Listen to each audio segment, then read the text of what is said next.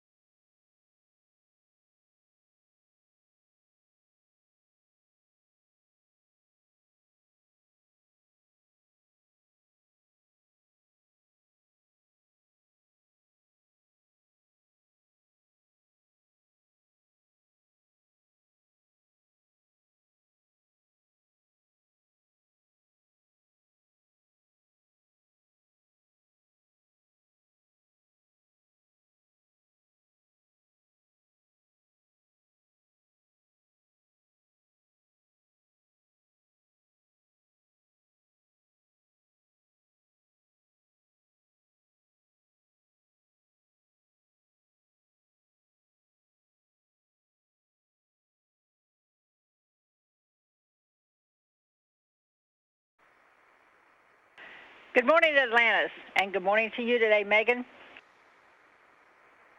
Good morning, Shannon. Good morning, Houston, and good morning to my husband, Bob. I love you, and I'll see you soon. And we're looking forward to seeing all of you real soon.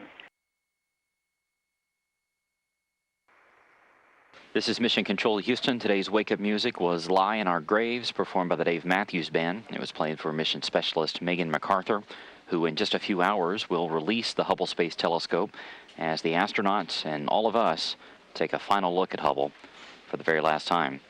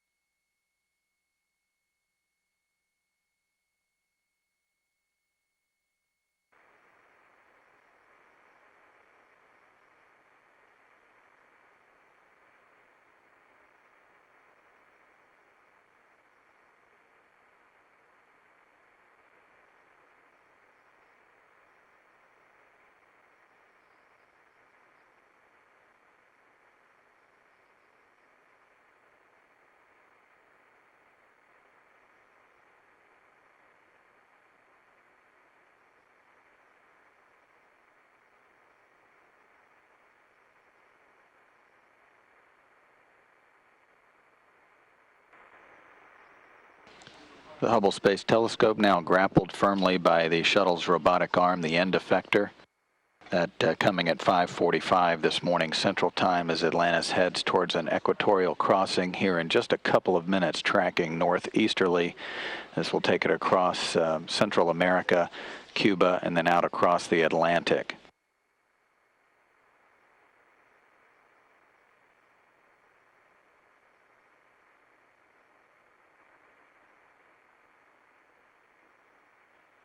Atlantis Houston for HST on berth.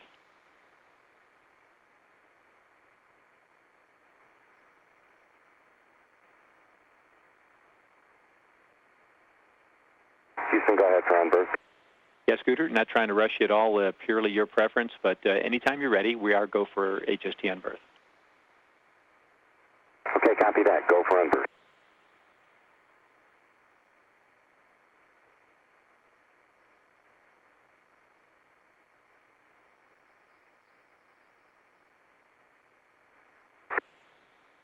Houston, we're in HST on berth on page 2-6 now, ready to go to DAP free.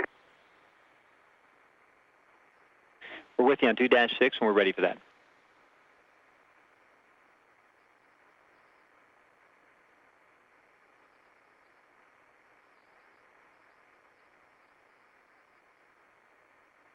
Commander Scott Altman now has commanded Atlantis into free drift, meaning he has inhibited all of the thruster jets on the nose and tail of the vehicle to prevent them from any inadvertent jet firings during sensitive periods such as the release or unberthing of the telescope from its flight support system.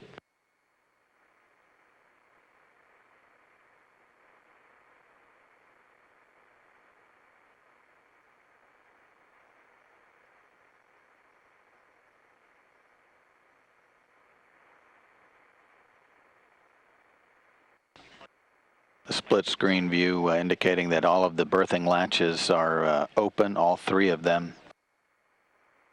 The telescope is secured to the flight support system by the shuttle's robotic arm. And Houston, here we go to FSS hover. Houston, copy, Scooter.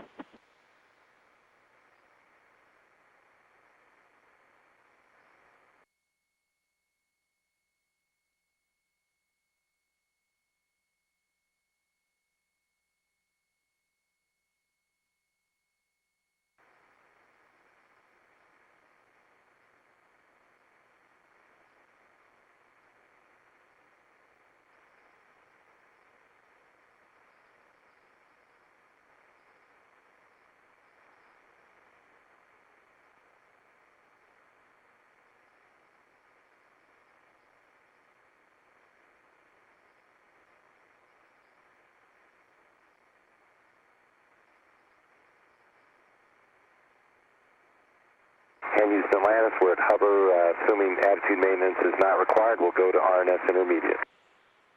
That's firm, Scooter, not required, so you can press.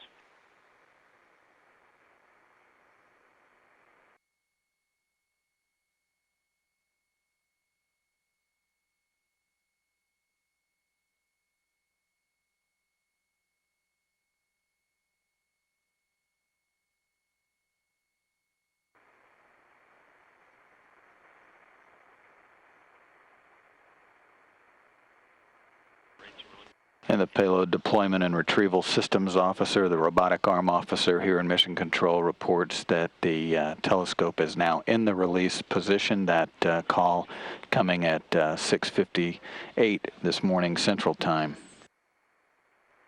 Now that Hubble is in the release position, the crew, flight deck crew will clean up the shuttle's attitude to put it, it's about 80 degrees out of the current or the expected or desired position for release of Hubble.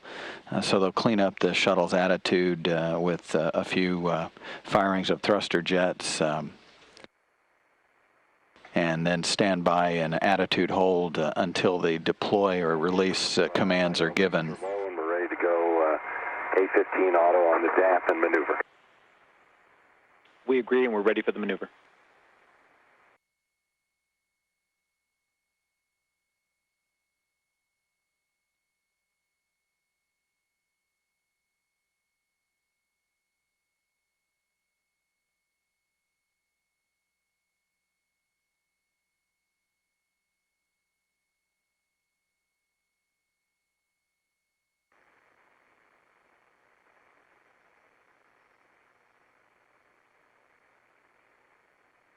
Inside 2 minutes.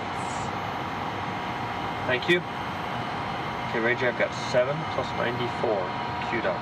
You okay? You got about 10 seconds.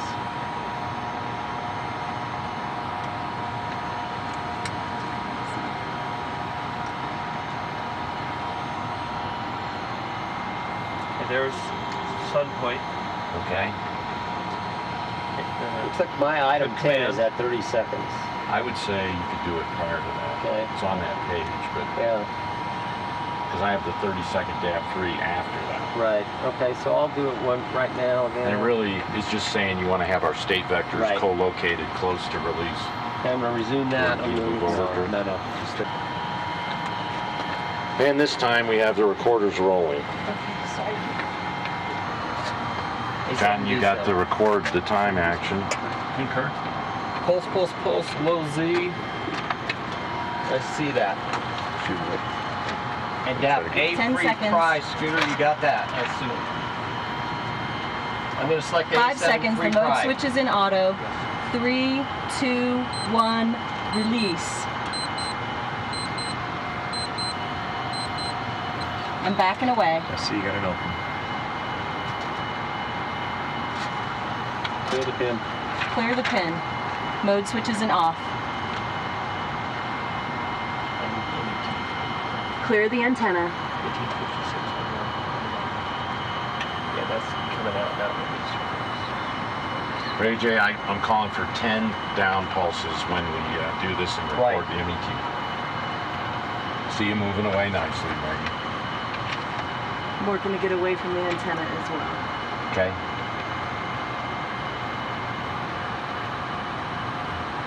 Okay, I'm 5 feet from the telescope, not yet 5 feet from the antenna. And I'll need the time when you do those, Scooter, but I think I'm going to hear it. You will. Yeah. And I'd call that 5 feet, Megan. You got to go for course if you want.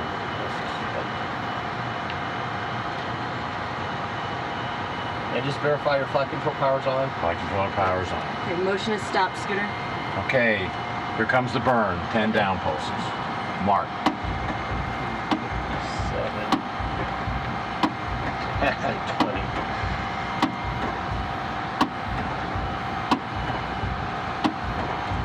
Okay, that's Yep. 10. Okay. Flight controller's off. 20. Okay, I need the mic. Oh, baby, look at that. At Houston, Atlantis with F1 burn, MET 1857 24 feet.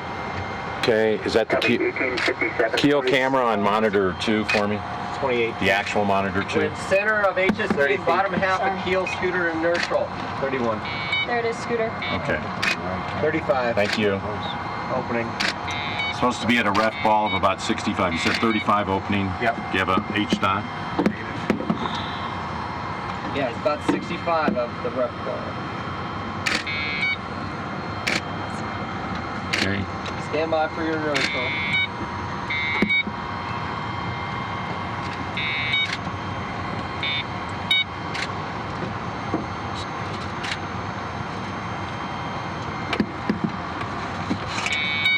Yeah, it's just bouncing off the 81 feet. Okay, I'm gonna pull you down. 1.2 is what it showed, but I think that Through 40. Okay, that's good. that's good. 240 is all I need. You got a smaller one still? 1.3. Yeah, I'm getting it. Range 99 feet. 150. John, how's Sun 150 Point? feet. Thanks. Check receiver 2 lock. Yes, receiver 2 lock. Okay, 156 check feet. PCH mode to Sun Point. Not yet. Yeah, a little more time. Thank you. Oh, 0.8. And Scooter at 0050 is when I show 3 plus 30 to the 5720. Okay.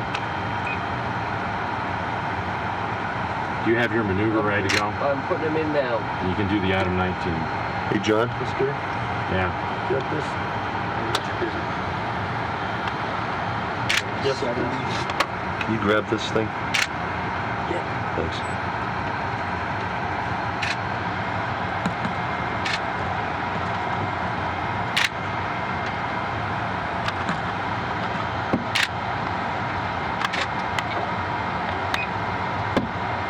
Feet.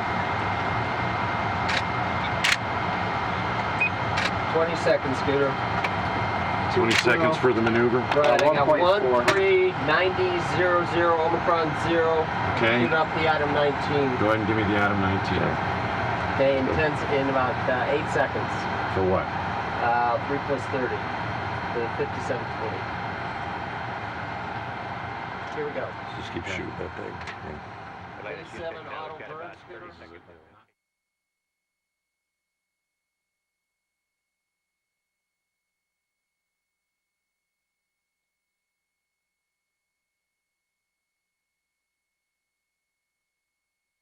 We're getting a look at the imagery from the orbiter boom sensor system. That boom held by Shuttle Atlantis' robotic arm and has begun the inspection of the reinforced carbon-carbon panels on the orbiter's starboard wing. Atlantis is now flying 190 miles above the Pacific Ocean out in the neighborhood of the Hawaiian Islands.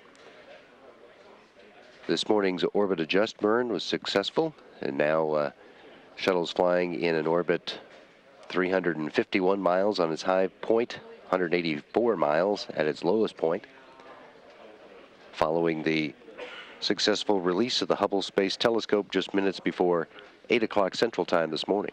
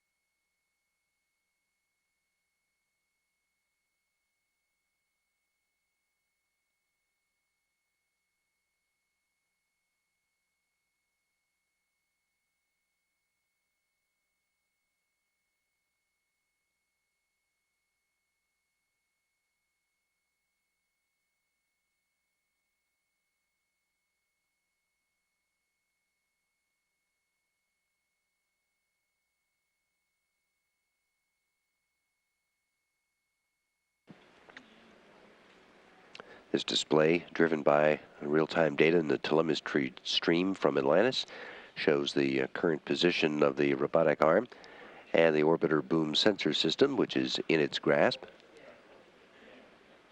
and being maneuvered into position for the start of the survey of the reinforced carbon-carbon panels along the port wing.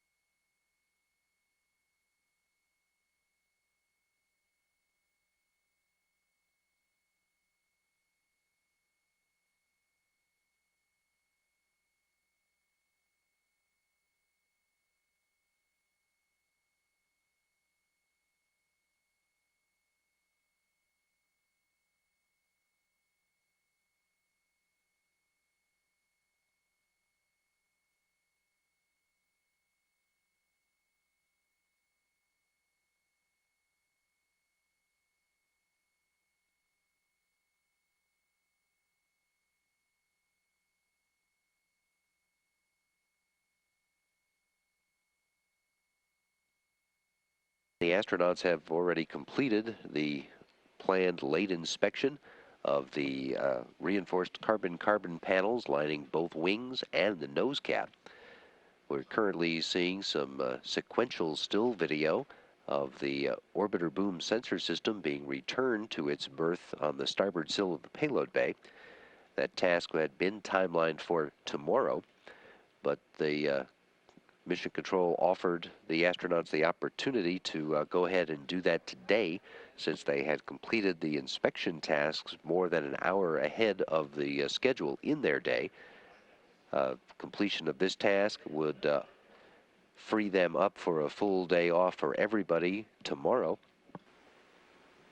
The Payload Deployment Retrieval Systems officer reported that the arm is ready for latch, and we're standing by for it to be finally secured. Then the shuttle astronauts can release the robotic arm's grip and return the robot arm to its perch on the port sill.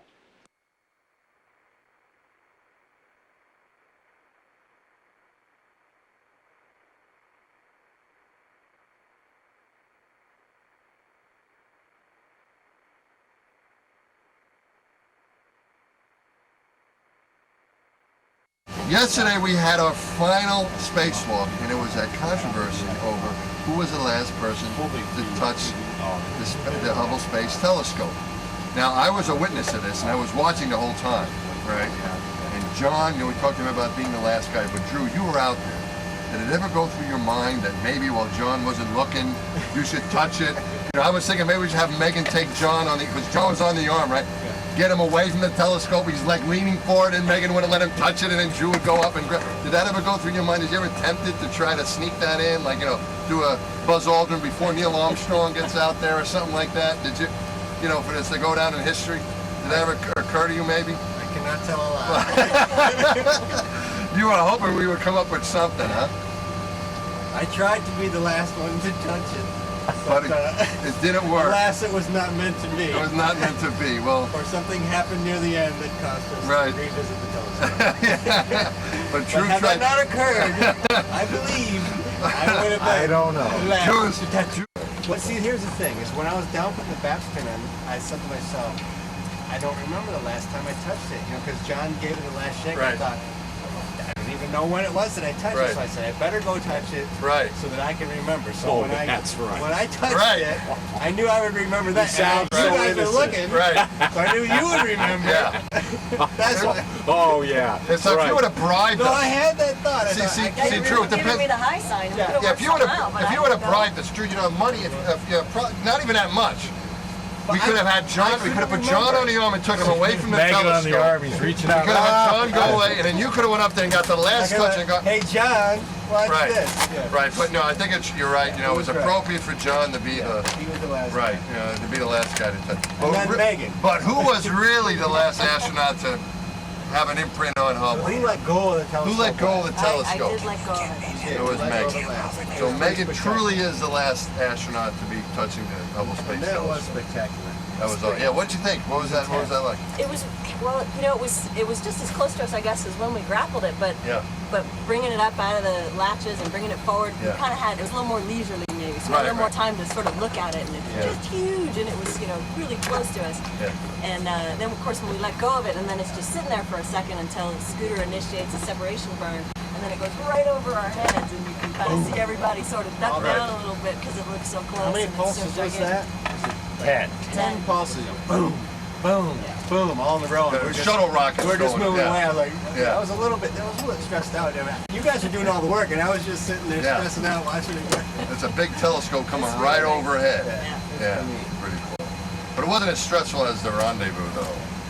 Going the ungrapple wasn't like the grapple. You know, it's funny because the grapple was a lot more stressful in training than it was for real. You know, I think we trained it so much that it was actually really smooth, and we just didn't train deploy as many times, and so I did have a little bit more feeling of, okay, we got to get everything right, just because we don't train that as much because, like I say, it's sort of not maybe as so I still had a heightened awareness, I guess, for Houston for playback. Current it was a good day, though. It all went well. It's okay with you. We'll just wait till the 417 time. The telescope is on its way. Yeah, that sounds good. We're still configuring ourselves. ourselves. A little sad to see it go, but very happy to see it go in good shape. Like we'll be in sync. Thanks. Great job. I'm just happy we achieved all the objectives. You know, I still can't believe it. We went out there and Ray J, just for your every single task. For your planning purposes, it sounds like we only need about a minute from each of those cameras. Okay, thanks, Dex. Thanks very much, guys. Wait. What? Go ahead. We gotta do a flip for my mom. All right, do a flip for Megan's mom. Who are you doing your flip for, Drew? You gotta pick somebody. Megan's doing it for her mom. Who are you gonna do? For my kids. For your kids. Go ahead. All right, here we go. Here we go. Oh, this is awesome. Don't try this at home because you'll land right on your head. That's great. Thanks, guys. See you next. All right. Craig Johnson, our pilot. Mike Good, our MS1 guy here. Mission specialist #1, which, you know, whatever. Anyway, so Mike and Greg. What's your question? Mike and Greg. Greg, you know, just a moment ago we were sitting here having dinner, and you said you were sad. And you didn't tell us why. So will you tell the viewers of NASA television, however many there may be, why are you sad? Well, I see my crewmates, and they want to know why. They want to know why I'm sad, because usually I'm not sad. No, he's not sad Why at are you all. sad, He's Ray? never sad, right, Megan? Never sad. Never sad at all. No. So why would you? He's our Ray J of sunshine. What does it say he was? He's our Ray J of sunshine. Ray J of sunshine. So why are you sad? Because we had to say goodbye to Mr. Hubble. Oh. We had to say goodbye. And that's that a makes little you bit sad? All right. And then our space flight's going to end, even though we want to see our families.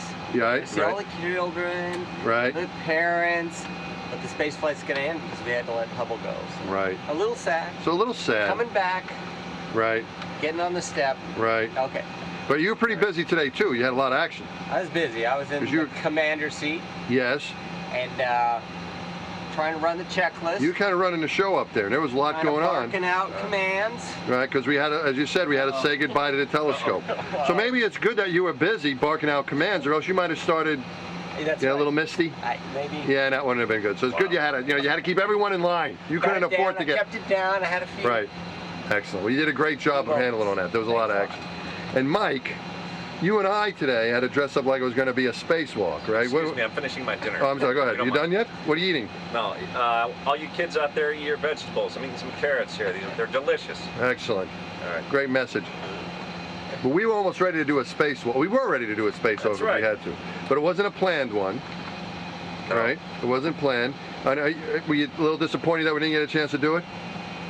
I was a little disappointed. You know, it's always great to go outside, but I was more happy that Hubble deployed successfully, that we didn't have to go out and unstick it or fix it or do anything. So it would have been nice, though, once it was safely away, that Scooter could have said, go on out there and take a lap around the payload bay, or just go out there, relax a little bit, maybe take some lounge chairs, just sit around. As we were working, and we had our nose in the telescope, didn't get to look around. So that all would have been good. Yeah, we were so busy. It would have been nice to have like a vacation kind of EVA kind of thing. Just relaxing. Right, but it didn't work out. Nah. So it would have been nice to go out, but it's probably better that we didn't, because if we would have went out, it would have been because something was wrong. I don't think I'm sad, but it was bittersweet watching Hubble fade away there. Yeah. But he's off doing his work now. Right.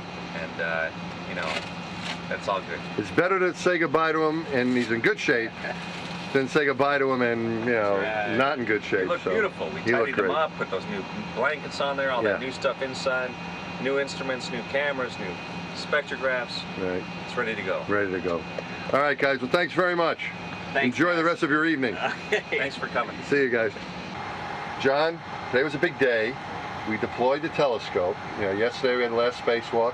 We got to touch Hubble the last time. And got that set today. We said Megan goodbye. Touched it the last time. We talked about that with Megan earlier. But how did you feel? I'm really wondering how you felt about deploying the telescope today. What was it like for you? It was really so busy. I didn't have time to think of it until Hubble was about 400 feet away, and we're snapping away at the pictures, and everybody's moving around the cabin, and you can hear beep, beep. Drew is shooting the handheld laser. And all of a sudden I'm looking at Hubble going away, and I turn to Scooter and I say, this is really momentous. We fixed Hubble. We finished it. We did it. 3 years in the making. And off it's going. Yeah. And I didn't feel any sadness at all. Yeah. I was afraid I'd say, yes, bye Hubble. But no. We did it. Yeah. That's what I felt too. It was a little, kind of somewhat sad to see it go, but really joyous that it's going in such great shape, and that all the hard work that we did with your leadership as our lead spacewalker, keeping us focused and getting everything done and coming up with the tools we needed all through the training the last couple of years, and so it was really a joyous day, really, to let it go and have it go on its way in such great shape. So, anything you want to say to your all the astronomers and the Space Telescope science people and the Goddard team out there, John? Because they love to hear from you. What do you got for them today with the deploy? Well, I think on our last mission, when you put in the advanced camera for surveys, our fellow spacewalker Jim Newman told Adam Reese, we'll do our jobs.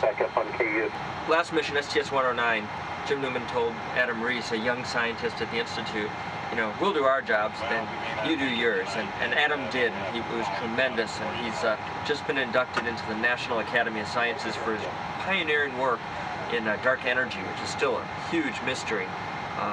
I'm just very excited about our ability to put in the wide field, the cost, bring STIS back to life, bring advanced camera for surveys back to life, and we're really looking forward to the discoveries that will be made with these very powerful instruments. So now it's time for the astronomers to do their work. It's time for the astronomers to do the fun, hard work. All right. John, thanks very much. Congratulations, and let's get home safely. What do you say? Yep, I think that's a good idea. All right. Now we've come to a segment in the STS-125 show called Scooter's Corner. Scooter's corner. Yes. This is my corner. I just made that up, actually. He didn't even know he had a corner. I didn't know. This is Scooter's corner, because he's the commander. He's going to summarize, how we did today, what happened. So what happened? How you feel? What happened today? Today was a big day, wasn't it? Today was a big day. What happened? We had to inspect this vehicle. We've been up here, 2 weeks? Something like that? What do you think? Has it been that long? I thought it was a month, but actually, according to my watch, it's been like 8 days. This is flight day 9. Flight day 9. There you go. So we had to look at the vehicle, see if it got any space debris. Right. Hitting it. Like little mini asteroids, bang, hitting it or something like that. So what right? we used? We had a boom we used for that. We had the boom. Who got that out? I got it You out. got it I got out. the boom Yeah, out. I remember? almost forgot. It wasn't that long ago. I thought we were up here for 30 days. I thought that was like last week, but that was only this morning. Right. So we inspected the whole vehicle, basically the front, the important parts. Right. The wings. We Things gotta we're have worried wings about. to land. Right. You want to be able to re-enter, have Right. everything go well. Right. So we inspected the wings, the tiles that are going to take a heat load. Right. You did part of the inspection. Right. I did part of the inspection. Right. Megan, Everyone Bueno, chipped Ray in. J, everybody. A lot of chipped in. inspecting. A lot of inspecting. Looks good. Looks great. So the vehicle looks good. Well, we got to have the experts look at the film. The experts got to look at it, but hopefully it it's looks like a good. football game. John Right. Madden's got to go through and draw the X's and O's Right. and look at that stuff. All these smart guys are going to be looking and studying. See if it's really but to good. us, it looked fine. It looked fine. So that's good. So that's and it was good. supposed to take all day. And what happened? We went quick. You went fast, man. You got cruised. We went really fast. The boom's supposed to be hanging out in the breeze tonight. Nope, we put it away. Put away. The boom's put away. That's awesome. You guys are getting everything done ahead of schedule, on time. I'm so impressed. It's about time we started working on. Of course, schedule. you and Bueno, I know, like to go overtime. Well, we want to make sure, trying to put in that union card for a little overtime. I thought I was getting paid by the hour. With these 8-hour EVAs. They say, and then I find out it doesn't make a difference. They're just going to, so I'm a little disappointed about that. But what are you going to do? What are you going to do? What are you going to do? And the other thing you talked about yesterday was we did some kind of burn. Right? Oh yeah, we got So for the kids out there, we got to come home, and this burn was to help us come home. So can you kind of explain what this burn you did? So we're up in orbit. Right. We're like 350 miles up. That's far away Very up. high up. Yeah, And that's we up. It's not like New York to Boston. Look at how much gas up. we had. Yeah. And we had half of the gas that we left with to use to come home. Makes sense. Okay. So we burned about half of that gas to take our orbit from 350 miles up to 350 miles up at one part and 150 miles up at the other. Okay. We're in an elliptical orbit. An elliptical orbit. So now we're closer to the Earth on one half of the Earth. We can like wave and see them, and then whoop, and we go up high. Way up high. Here. Okay. Fortunately, we're low over the U.S. So we can zipping by, and we look at Houston and Florida.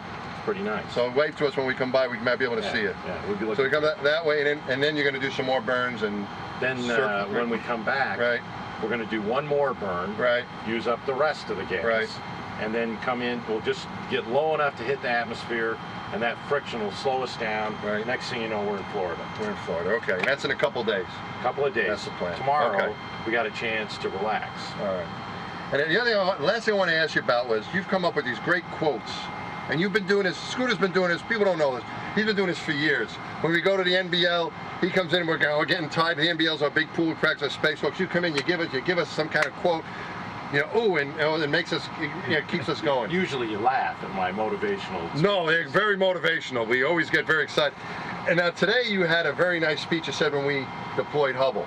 And I was thinking, this is what I was thinking, is that when a lot of these quotes you have are from famous, who's the fellow from 300? What's his name? Leonidas. Leonidas. He was a King Leonidas. Of Sparta. And that was a long time ago. That was 2,500 years ago. 2,500 years ago, and Scooter's talking about what I think is going to happen now with the speech you made today, that some king or commander of some spaceship, 2,500 years ago from now is going to quote Scooter. Oh, yeah. He's going to say, like, Scooter told his crew, this is it. So do you have anything to top off our program for the NASA TV viewers who are still awake after listening to us? What do you have to say to these guys to inspire them? I worked for almost 3 or 4 minutes preparing that speech today, trying to figure out what to say. Usually you prepare less, so today it showed. It was pretty good. I thought about it before, so I'm kind of peaked. What would I say now? Yep. What's the quote? Hubble, prepare for glory. Excellent, excellent. Hubble, prepare for glory. Thanks, Scooter. Thanks, Mass. Good night. Good night.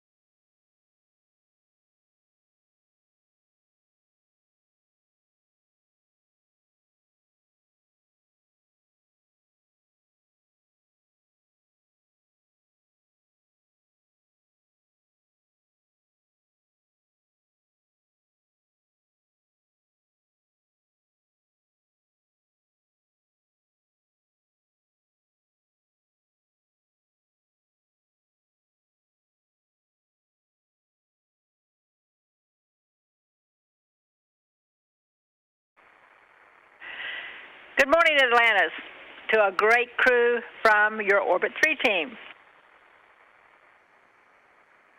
Thanks very much, Shannon. That was a great wake-up call for the whole crew. I'd just like to say, everyone on the great planet Earth, live long and prosper. Good morning. This is Mark Carreau, and I'm representing AFP, and my question is for Scott Altman.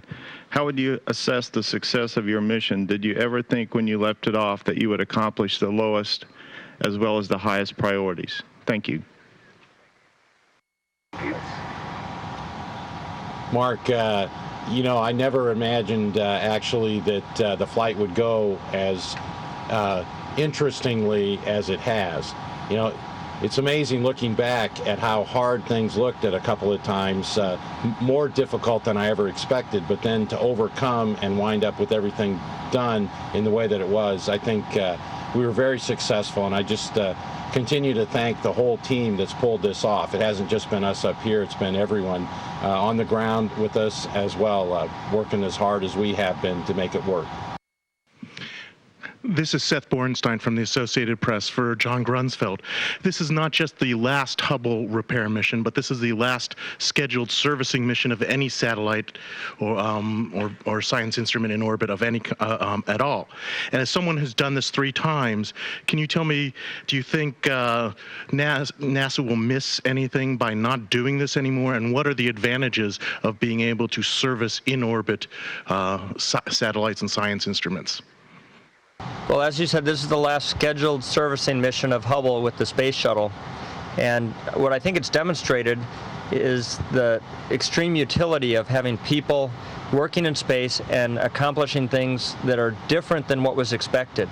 I would have to point out, I think in a more accurate sense, though, that every single day on the International Space Station, some kind of maintenance is done with people, and we do spacewalks on the International Space Station as well. So NASA's mission to further these techniques, I think, will only increase with the International Space Station as it has on Hubble. On Hubble, in particular on this mission with the STS repair and the ACS repair that we just did, we showed that you can push that technology even further, that people can creatively solve problems in real time, as was more than aptly demonstrated by Mike Massimino pulling that handrail off. That was, you know, something I don't think anybody ever anticipated. And as we push further out from low Earth orbit to the Moon, Mars, and beyond, we're going to have to do this kind of work every single day. This is Tariq Malik from Space.com and Space News, and my question is for perhaps John Grunsfeld and whoever would like to answer. Yesterday kind of was a milestone for you. You let Mr. Hubble go free after your mission, and I'm just curious how it felt at the end of that marathon of spacewalking to kind of, you know, give it a nudge, put it back in space, and know that no one will ever see it again with their own eyes. Thanks. Well, when I was coming in with Drew Feustel, you know, we both gave Hubble one last hug before coming inside, but we knew that Megan was actually going to be the one to hold Hubble the last time and send it on its way. At that moment, I was, you know, a little bit retrospective and thinking about, you know, the amazing journey that Hubble is about to undergo. And, you know, what I was really thinking about and sort of wishing, anthropomorphizing Hubble into a living being rather than a satellite, was, you know, I hope Hubble does well and has a long life ahead of it and lots of interesting science. And I'm going to hand it off to Megan. Thanks, Ann. I would just like to say that there actually was no nudge when we departed Hubble. We actually just let go of it and then scooted as a burn to get us cleanly away. So what I felt the most was just awe at the amazing, the ingenuity, the human ingenuity in creating such an amazing thing. It's really huge, and it was so close to us, and just this feeling of awe that we had these two, you know, orbiting vehicles so close to one another, such tremendous feats of human ingenuity. It just felt really great to be a part of it. Gina Sinceri, ABC News, for the 4 first-time flyers for Ray J, Drew, Bueno, and Megan. Before you launched, the veterans, Scooter and John and Mass, had all said they were looking forward to seeing your faces when you first saw Hubble. Did it live up to its billing? Would you all, Ray J, would you start with that for me, please? Hubble was far larger than, even though I'd heard it was the size of a bus, it was far larger, and as we slipped into place, Scooter just maneuvered right into place, and Megan grabbed it very delicately and put it into the bay. I just stood in awe to see Hubble there and to realize what we're about to endeavor here and replace the instruments. So it was certainly a fantastic experience for me, and I've got that in my memory bank right now.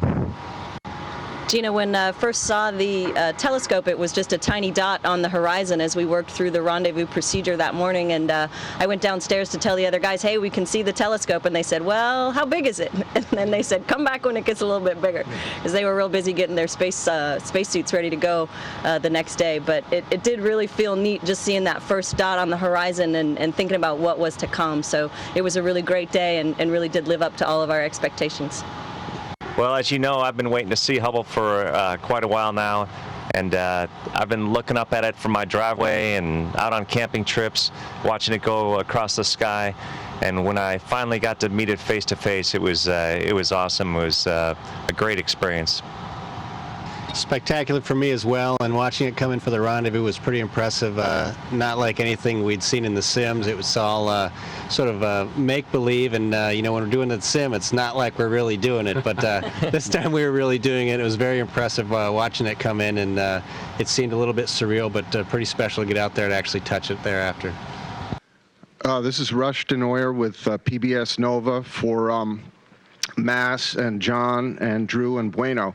With all the hours of practice and training and all the runs in the NBL, I'm just wondering, what was the single most unexpected or surprising moment on your EVAs? Hi, Rush. Yeah, we sure trained quite a bit at the NBL. The biggest surprise for me, and I was expecting it to be difficult, but it was even tougher on orbit than I expected, was shutting the doors. After we finally got all the rate sensor units in there, and we're trying to clean it up, and we've got to close those doors or the telescope's not going to work. I mean, the light's got to come in the top, not through the side door. So, Mass and I were working together to close those doors, and Mass is telling me to push, and I'm pushing, and I feel like I'm pushing the whole orbiter back. But we finally got those things shut, and it was quite a relief to get those things buttoned up. You know, we talked about some of the problems we had and how we got over them, but it's always still the difference between the NBL and spaceflight for me is the view.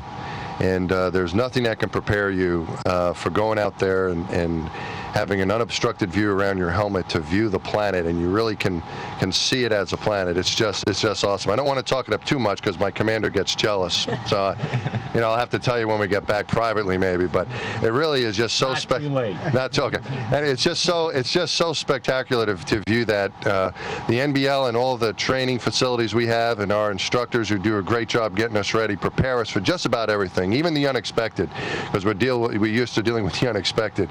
But there's no way to replicate the spectacular view that we have around us, and for me that's always the big surprise and the big treat out there. What I really found striking was the view. The view was just, oh wait, we've done that. It is a beautiful view. We had so many surprises on this mission, and I think that's what, for me, was rather unexpected. I knew there was going to be something during each EVA day that would pose a difficulty. And to go outside and have everything going really smoothly until we got to the very first Hubble task, which was to release the A latch, the latch that holds the wide field camera in on that famous wide field planetary camera 2. To have that be so difficult, at that point I was absolutely heartbroken that the possibility was Drew was going to break that latch, meaning wide field planetary camera 2 would stay in the telescope. Now that's not terrible because it was working, but we were really so set on getting that fantastic wide field 3 into the telescope where it is now, and I was just thinking this can't be really happening, and I think that first big event, of which we had so many, was just the biggest shock to me. The task that was supposed to be the most difficult, or so it was reported to be, was ACS, and yet that went the smoothest. For what reason is unknown, but all the other tasks presented challenges. Those things that we thought were going to be very straightforward were difficult, and I think it's just a testament to the whole team here as we work together to work through those. And I'm impressed to try to be an outsider looking in. it was just a really neat experience for all of us to work through those things. Good morning. It's Peter King with CBS News Radio for all 7. No, I'm only kidding. For Commander Altman, with reentry coming up, I'm just wondering if you could run us through a little bit of your practice run tomorrow and how realistic those laptop runs really are, and also how anxious are you all just to get back and unwind after this intense 8 or 9 days? Well, just to talk about the laptop program, it's called Pilot. We have a little control stick, and it simulates the reentry profile very nicely. Actually, one of the things I really appreciate about it is the pacing, because we've been up here, you know, it'll be almost 2 weeks by the time we land, and it's been that long since I flew the shuttle training aircraft. So practicing that, the rhythm of the calls, the inputs that we make, this program refreshes us on that and gives us a chance to work together and practice before we put it all on the line on landing day. So I think it's a great rehearsal, but the proof's going to be in the pudding when we get back, and I'm looking forward to getting it back smoothly. I'll let Megan talk about how she feels. Well, it's been a great mission, and we've had a lot of fun up here. We are, of course, looking forward to getting back home and celebrating with everyone that's been a part of the tremendous mission success. And then, of course, also just unwinding a little bit with our families. We've been training for this flight for a couple of years now, so I know we all feel pretty good about what's been accomplished, but we're also looking forward to taking a little bit of a break. David Waters from spaceflightnow.com. For Mike Massimino, you've been taking a lot of personal videos there of the crew, kind of not only doing spacewalking, but playing reporter up there and getting these personal views for all of us down here. Give me your take on the rest of the crew there as you've been documenting them here.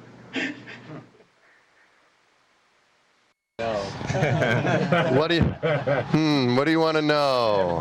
Everybody look at the ass. No, I'll have to answer that question after we land.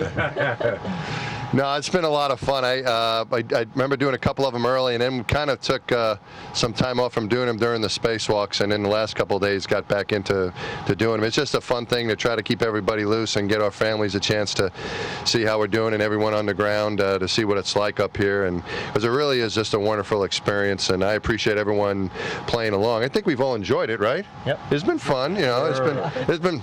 Anyway, they put up with it well enough.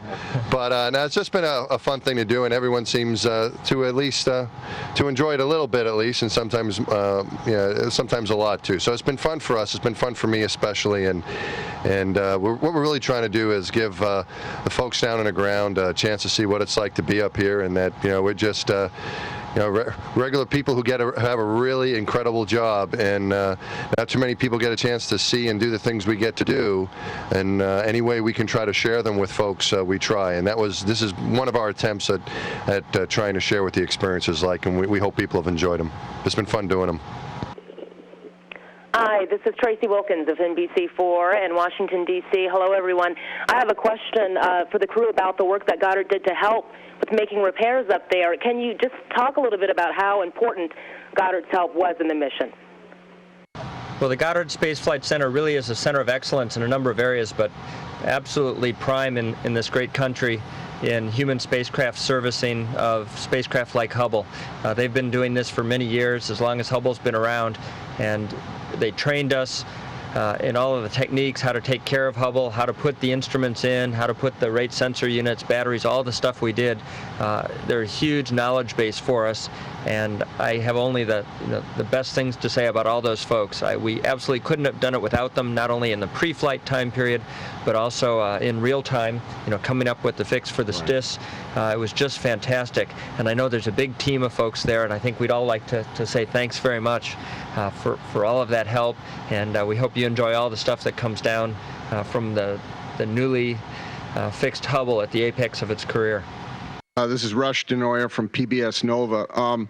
For John and Mass, there was a time when this mission had been canceled, and I believe I've been told you guys did a lot of work pursuing the robotic option, and I'm wondering, now that you've been up there and done these jobs, whether you think robotic would have worked out or not. Yeah. Well, I think there are two parts to that, one of which is many of the things that we did, including, of course, STS and ACS and the rate sensor units, were not possible robotically. I think Mass and I both installed the wide field camera robotically with all the delays while we were in Houston and the wide field was at Goddard. The question is, would the robot have had the required torque to break the A-latch? Yeah. And I think that's the real utility of humans, is we're able to deal with situations that are the unexpected. We do that all day long. It's one of the amazing capabilities of the human brain. And, Hubble had enough surprises in here that I think a robotic mission would have been very difficult. On the other hand, by working that robotic mission, it kept the Hubble spirit alive so that we were able to get the mission back on once the shuttle program made all of its fantastic achievements to get the shuttle to a point where we could safely come up here and manage the risks the way we have. So it achieved its goal, but I think we were needed on this mission. Robert Perlman with CollectSpace.com for Ray J. Before you launched, you said that shooting IMAX was a bigger challenge than you anticipated. Now the last of the film is exposed. How would you rate the experience, and what's going to be the must-see shot that moviegoers are going to line up to see? Good question. Well, that's a wonderful question.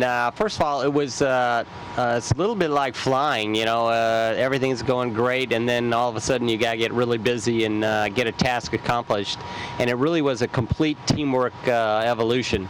Trying to imagine how many seconds until the next shot, or whether the lighting was right on the camera, knowing you only have 8 minutes of film and 30 seconds a shot. So we had Scooter shooting the spot meter on the target. I was running the laptop computer, and the IV, whether it was John or somebody else, was telling me, okay, we're getting close to the shot, and then of course there's a delay to turn on the IMAX. Frankly, I think the money shot might be the part of Hubble at the very end. I think that was well shot, and we did about 39 seconds of that, and it'll be a fantastic experience to see as Hubble goes away and explores the cosmos.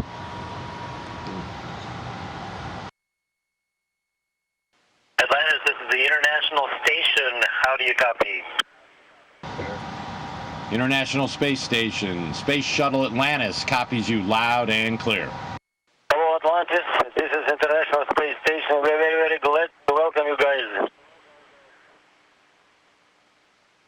Atlantis. Hey, and greetings to you all.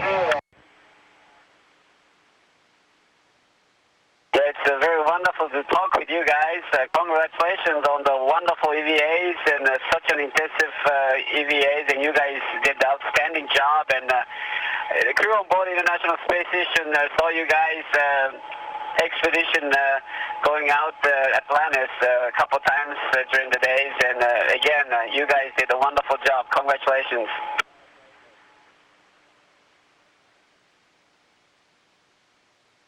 Atlantis Station, how do you hear him? Atlantis Station, how do you hear him? Koichi-sama, arigatou gozaimasu. O genki desu ka? Wow, that's so... Hey, Drew, nice to hear your voice, and yeah, like in Nemo, this space flight is wonderful, and we saw you guys, and you are awesome. Outstanding job.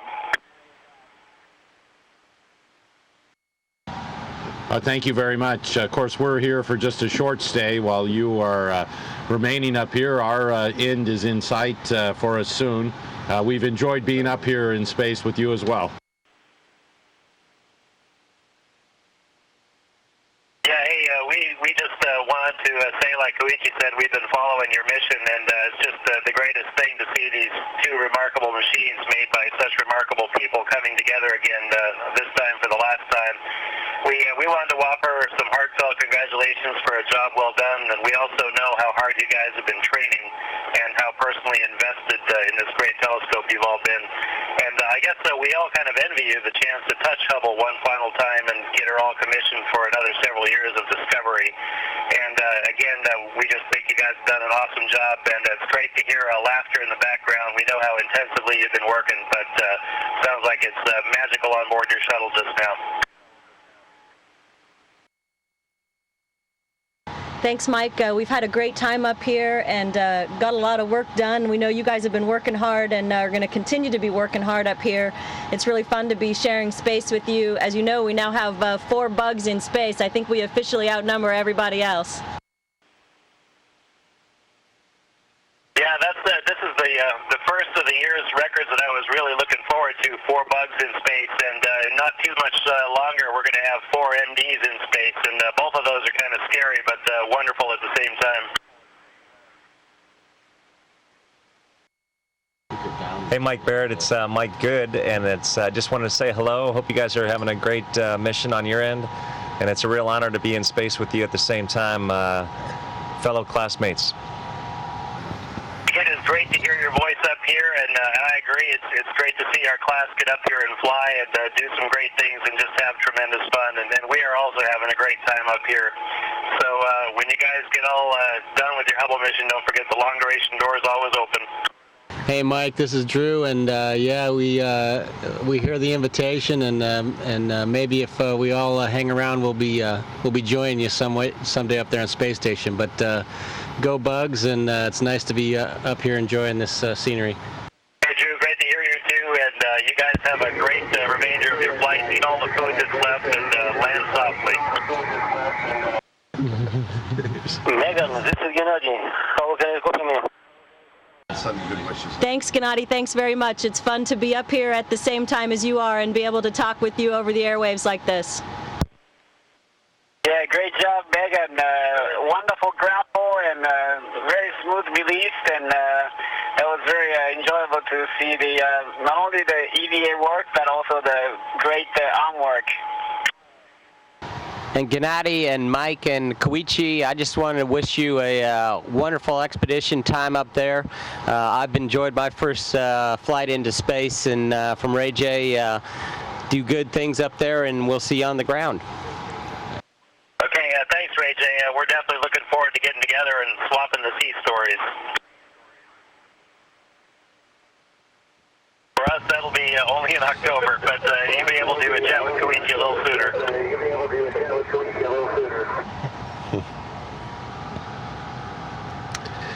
Gennady, Mike, and Koichi, it's Mass. Just want to say hi to you guys. We're real proud of you and admiring what you guys are doing, and it's an honor for us to be up here when you guys are, and look forward to seeing you guys soon. I guess we'll be seeing Koichi a little bit sooner. I know everybody's looking forward to getting him back, and you other 2 guys as well. So good luck with the rest of your mission. Thanks, Mike, and like I say, we've enjoyed following you guys, and the magic Massimino touch is now legendary for getting the Hubble back in shape, and for all of you guys, you've done a great job, but we will definitely see you back on the ground and look forward to it. And we just want you all to know we were thinking of you when we decided not to drop any tools on you, so you don't have to look out for any flying objects coming your way from Hubble. Well, we weren't going to ask, but we were pretty confident that everything was in great hands, so thank you very much for that. All right, well, thank you very much as well. That, you only dropped one item, and that was Hubble itself, so I guess we kept track of everything. Hey, Mike, Mike Good here again. I know you've got some time to go on your mission. I'll just let you know that when I get home, I'll make sure to give Michelle a big hug for you. I know she and your family are really strong and really backing you up from the ground. Well, I appreciate that, and all the support is always appreciative, but the community is really coming together behind our families down there, and that's been really great to see. And yeah, I think we all rack up quite a bill with our spouses when we do this, so we owe them a lot, and God bless them. Yeah, our whole crew couldn't agree with you more there, Mike. That's true stuff. Yes, sir. Well, listen, it's been really, really great talking to you guys. It's been a great couple of days for the space community with our own Scott Berezzinski making the summit of Everest, and with you guys getting Hubble back safely in orbit on the same day. And we really appreciate the chance to chat with you. This has been a history-making mission, and like I say, we'll look forward to swapping stories on the ground. That sounds great. Of course, you guys have to go back to work. This is supposed to be our day off, so we'll go back to floating around while you guys get back to work. Thanks so much for taking time out of your day to talk to us. It is absolutely our pleasure, and you guys enjoy the views. You got the big work under your belt now, and just have a wonderful and safe landing, and have a great reunion with all your families. And station out. You're all bugs, which means what? What does bug mean? What is that? You're bugs. Explain to the people what that means that you're bugs. We're all classmates. We were all hired at the same time back in the year 2000. 2000. And every class typically gets a nickname. Right. You don't get to choose your nickname. No. But, so ours was the Bugs because back in the year 2000 there was that Y2K bug thing. That's right. So, everyone was concerned about the bugs in the software, so we called you guys somebody the bugs. thought that would be funny. So it'll be funny. You guys ran with it. Now you got all kinds of bug all over the office. Yeah. You've got bug. Megan has a bug cookie jar, and you have little bug stickers and everything else. So you really made. So you guys are the three bugs. You're very tightly knit class. I've noticed too. It's been you guys were in the office for a while, and you're starting to fly, and you guys are all good friends. So it's a pleasure to see you guys all together on this flight. Now, my first question, before we get into what space flight is like for you on your first flight, is for Megan, because Megan. Today it was an off day, right? It was an off day, like a vacation kind of thing. However, you mentioned that you were a little sad today at first. You remember at the beginning of the day?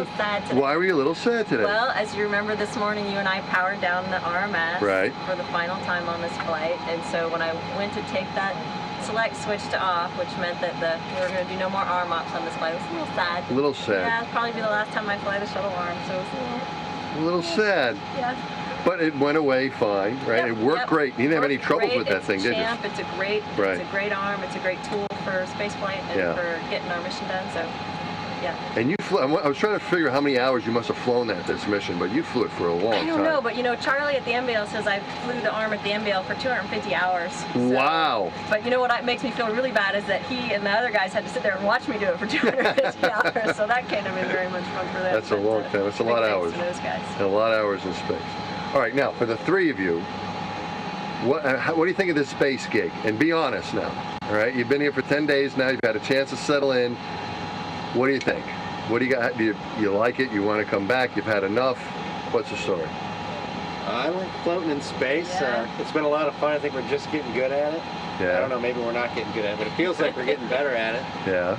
But it will be nice to get home and see the family and have a hot shower. That would be nice. Mm-hmm. But it's a lot of fun. Did you have a favorite thing? I mean, it's not over yet, but it's almost winding down here. Have you had a favorite moment yet? What's really neat for me is Atlantis Houston on 1 getting for in the middle of a checkout. big opening and just sitting still and not moving at all. I mean, that's pretty neat. Bueno was working on it earlier, totally silent and we are ready to proceed. However, we do have one about you, 11 Sleeping's a lot of step prior to doing that.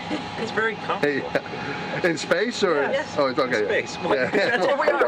Well, in general, sleeping is Not a in a lot of movie fun. set, right, Mike? That's Like right. the mule coat heater We're really alpha doing this. power is on. Yeah, we're really doing this. It's not the same. House at home, that'd be awesome. then It's a really perform step easy, seven. makes everything really easy. Yeah. You just can get everywhere. You can get to the ceiling, you Yeah. can get to the floor and the top of the wall and everything. What about the bruises? Okay, we'll go The bruises, it took me a couple of days to adjust to the rate that you need to move, and so stopping yourself sometimes involves bruising yourself. Yeah. Various Good things read around back here. and, So You learn after a while, You don't you? I mean, you get used to it and you learn how to. not a lot of maneuver. force to move yourself around. Right. Speaking of floating, Yeah. you can combine floating and eating. Oh, you got some, what do you got? Oh, here we go. Here we go. I got this. These are M&Ms we have in the loose in the cabin. M&M's loose. M&M's loose. More.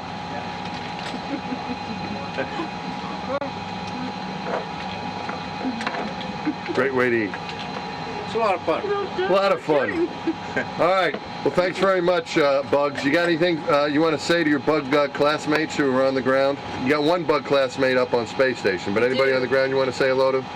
Or say anything to your other classmates? Well, most of them have already been up here, but for those guys that haven't, of course, you guys are going to love it, and we look forward to sharing some stories with you back on the ground. All right. Well, thanks very much, Bugs. See you later. Greg, you're a first-time flyer guy, and I was asking Bugs earlier what they thought about this whole space flight experience. What do you think? It's a pretty good gig. Pretty good gig. Hard to believe you get paid for this. Yeah? Yeah. Are you getting paid for this? I think so. You sure? I haven't checked. Check. Yeah. Did you fill out your time card? I did in advance, yeah. 8 hours a day, whether it was or not. So what do you like about it? I mean, I really like floating. Yeah. I like doing flips. Yeah.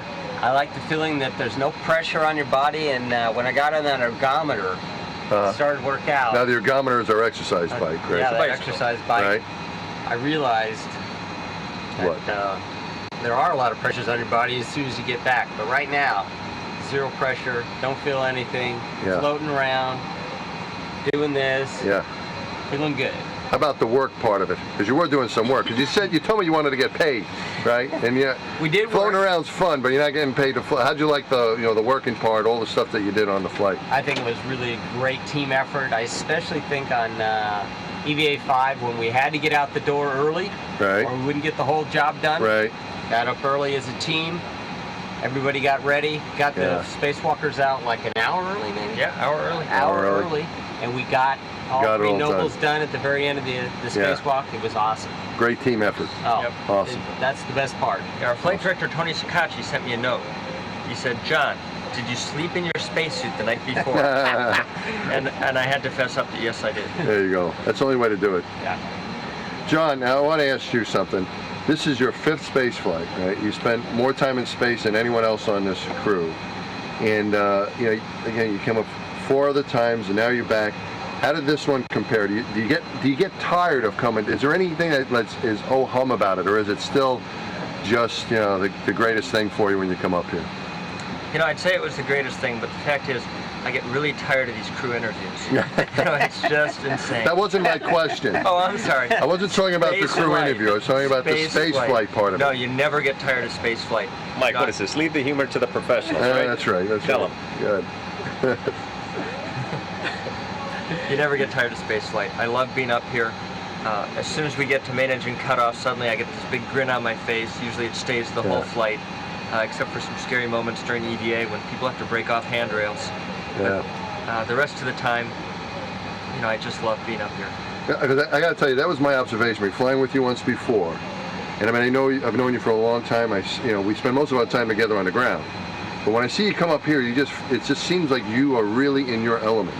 Like you are meant to be here. That you're very happy, and you're just really at home here, aren't you? Yep, I am. Yeah. I have to say, John floats around. He's not touching anything. We're some of the rookies like this, stabilizing ourselves. But John's got his sea legs right off the bat. He's got it down, but I think it's also in his heart too. Oh yeah. I mean, you love being here. I love being here. You love being here. It's just awesome. All right. Now it's time for our favorite segment, which Good is to see you again. Likewise. In my corner. In your Scooter's corner. And he's actually in his real corner. Where are you sitting right now? Oh wait a minute, I got a gum in my mouth. What are you gonna do with that? I that? gotta get rid of that. I put it under the dash. Maybe the next guy can enjoy it. There you have it. And is there any other gum down there, or are you the first guy? I'm the first. All right, Atlantis is pretty new. All right, so the next commander of Atlantis, don't worry about bringing gum. We got some for you. Scooter left it for you. But where are you sitting right now? That is what we call it your corner. That's your real corner because commander's seat. The commander's seat where you sit for launch, and where you're going to be landing for entry, right? You're going to be right entry. This is the control. That's the control stick for the space shuttle, and you've got all your stuff here, and you're going to be looking out that window. You got a heads-up display, which is covered right now. Protected. From people doing monkey business. Right, like someone like me putting gum on it. Yeah, no, that'd be bad because you have to be able to see through it. And then we'll land. You'll be driving right there. This is the actual commander's seat. The good thing about gravity, you see how I'm floating up in my seat? Right. When you have gravity, I'll be able to sit down. It'll be easier. It'll be easier for you, I hope so. Able to get a hold because we need you to land this thing. This is a beautiful spaceship. And you got to go come in and home land eventually. We want to be able to go There's home. nothing left in the cargo bay to do work with, right? And we've done all that. We put everything where it's supposed to be on the telescope. Everything's put away. And today we actually had a day off, didn't we? Kind of. Kind of. Yeah. We weren't supposed to have any work to do. But what happened? Well, we had a few things to do. Plus, we take pictures. It's pretty busy. We took lots of pictures. We took our crew photo today. We did today. Right, we did one our crew photo. Maybe we'll do another. We do another one, and we had a press conference today. Press conference with the press. With the press today. Obviously, that was big. Press conference. Right, so that was they asked us questions, and that was good. So we did have a few things that we. We did some power down, trying to save a little gas, so we can stay up a little bit longer in case the weather's bad when it's time to land. Okay, so we have a little margin. We have to stay up an extra day. We can't. Now, if we do, we get paid overtime for that? I'm checking, but I don't think so. I got a feeling we don't Might as well land. We might as well land. Might as well land. Might as well land. Say. We got to see our families a little earlier. Yeah. Put an extra day in space. Guess what? What are our families going to be doing if we spend an extra day in space? I don't know. Hanging out in Florida. Hanging out in Florida waiting for us to come back. You think they're asking for us to land? I got a feeling there's a reason we're not coming back. We never had enough. You know, they probably had a lot of peace and quiet. We want to go to Florida and have a vacation. Right. We had family conferences, right, today. And I think they kind of, you know, they're seeing us then and want to see us again. But they don't mind having us, not having us around. Maybe you know, it makes it a little calmer. Things run a little better without us screwing things up. At least for you and I, anyway. I hear that. You know. Yeah, I heard that tonight. So yeah, did you? Yeah. Anyway. So now this is your 4th flight, right? You've had your first one was STS-90, right? Neurolab. Yeah. You were doing brain science and stuff, right? And that kind of thing. The second one was a trip to the space station when it was small, before the space station was really big. Not as big. One of the very first space station flights. We were sort of like the Finnish carpenters come in, running the lines, turning on the lights, installing the toilet. Right, okay. So that's what you guys did. Yeah. All right. And then your 3rd flight, of course, was Hubble. Right up here to Hubble. And then now your 4th one's to Hubble. Back to Hubble. So out of those 4, what has been your favorite? Well, this is a hard flight to top. This has been great, yes. I mean, each flight has been special in its own way. Right. But this one, getting everything we did done, overcoming challenges, watching you guys work while I floated around in here. This was great. You did a lot more than floating around in here. You took good care of us. So you really, no kidding, this is your favorite one. This is a good one to go out on. Yeah. Well, I was going to ask you, my other question is going to be, you still enjoyed it, you had a great time. I know it was a lot of work for you. I mean, we're kind of, really what happens is we're playing around and Scooter's doing all the worrying for us, all right? He's protecting us so we can do our job and have fun, and you don't even need anything. You're always running around, you're always taking care of, because you're the commander, and you're like Big Papa Bear. You're like Big Papa Bear. You used to be called the Dancing Bear when you were in. That was a long time ago. And now you're like Papa Bear now, taking care of us. So if you had a chance to go again, you think you would?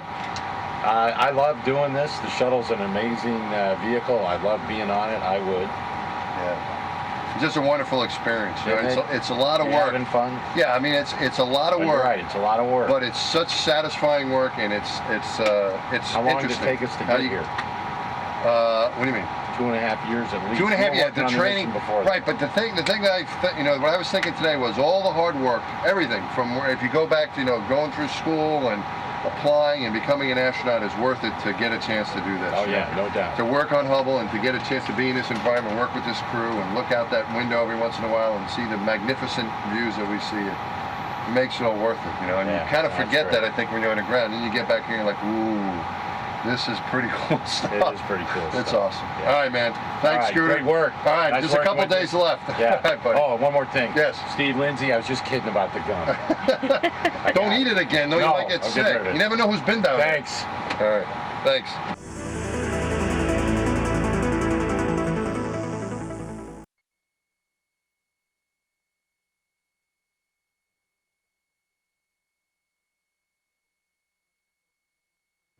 Hi, I'm Mike Good with the STS-125 Hubble crew, and you're watching NASA TV.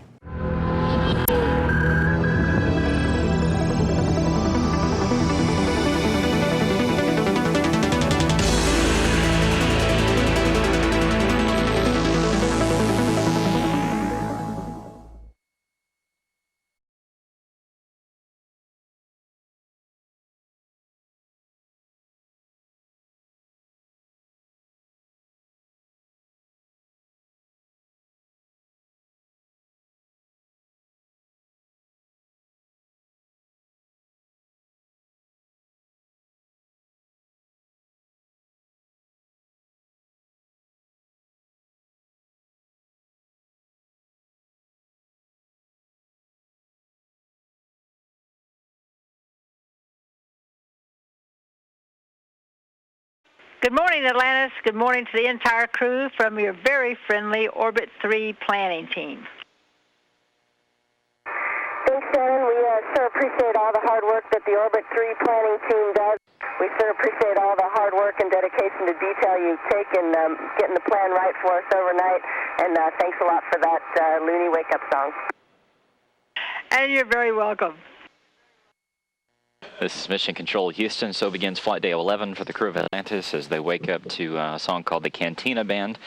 It's from the movie Star Wars, and it was composed by John Williams. That song was played for the entire crew. The main focus for the crew today will be getting Atlantis ready to come home on Friday. Atlantis, please stand by for Senator Barbara Mikulski. Hello to all of our astronauts on Space Shuttle Atlantis. You are taking part of something quite historical. Not only have you given the Hubble a new life, but you're going to give the Senate a new lease on life. You are the very first astronauts to testify from space at an official hearing. I'm joined by my colleague, Senator Bill Nelson, a brother astronaut to you. I want to lead off the conversation by, first of all, thank you for this stunning and successful mission. You have, as you close the hatch on the Hubble, you have now opened a new door to a new era of scientific discovery. Hubble is the people's telescope, and it wanted to have another chance to be able to educate generations, a new generation of scientists and school children. What you've done to refocus and recharge the Hubble Space Telescope is appreciated. We appreciate the daring and the difficult and the dangerous things that you've done to install the cameras, the computers, the batteries, and the gyroscopes. Hubble is the greatest scientific instrument since Galileo, but you're some of the greatest astronauts that we could get hooked up with. We want to hear from you about what those experiences are like, but before I do, Bill, Senator Nelson, did you want to say something to your brother astronauts in space? Hey guys, I wish I were up there with you. So tell us, what was it like to be up there? Senator, I just say, first of all, we're very honored to be able to appear before the committee today. It's an honor for us. It's also an honor to be part of this mission. Many people worked very hard on it, including all the folks at Goddard.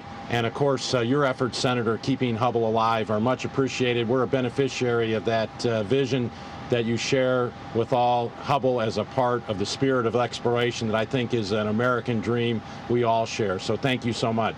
Tell us, what was the most, for all of you to jump in, what were some of the most thrilling moments of the mission? What were some of the most nail-biting? Yes, Senator, I'll let a couple other astronauts talk about it. I'll tell you, right from the start, when we went out on the first EVA, our very first prime objective was to install the new camera, the wide-field camera.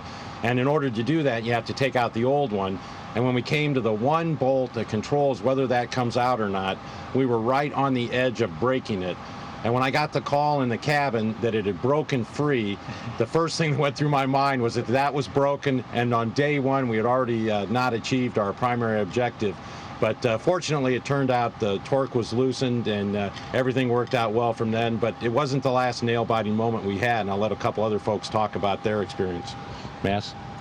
On the fourth spacewalk, when Mike and I were outside and the rest of the gang inside and everyone on the ground trying to help us, when I wasn't able to get the bolt to turn for the handle, to take the handle off to continue with the repair of the STS instrument, the Space Telescope Imaging Spectrograph.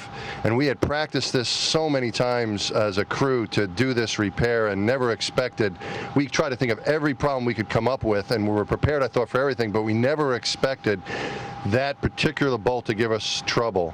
And when it did, and when we started getting the suggestions from the ground, I really thought that we were in trouble. I couldn't see how we were going to be able to continue the repair at that point. But the folks at the Goddard Space Flight Center did a great job, along with the folks at the Johnson Space Center and people from around the country. I'm sure we're all involved trying to figure out how we could do this. And we didn't have much time because we were running late into the spacewalk. But they figured out a way for us to fix it. We got the tools we needed, and then we were able to get access to the board by breaking off the handle in a way that we would never have imagined to do it when we launched. We never thought we'd have to do that, but we did it. And for me, that was such a relief that we could continue with the repair, and everything else from then kind of went as planned.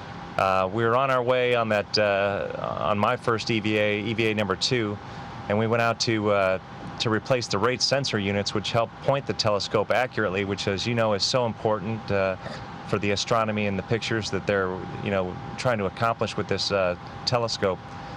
And we got through the first one okay. We had 3 to do, and the second one just wouldn't go on right. And we worked through it for a long time and ended up having to go to a spare unit. Finally got it on, got the third one done after a little bit more work, and then I thought, wow, that's great, got those done. And then I had to close the doors, and those also gave us a little trouble. Really had to push on those hard. I started pushing against the arm, and I thought I was going to push the whole orbiter back in, back into the next century. But it all worked out. Real nail biters out there to be sure. And Senator Mikulski, this is Greg Johnson, the pilot. It too is an honor to testify before your subcommittee. I can tell you from the flight deck, Scooter and I and Megan were watching, and every single EVA to me was a nail biter. I was trying to photo document them, some of it with IMAX. And the 2 points that really come to mind are Bueno closing the door when the arm started to slip as he pushed as hard as he could.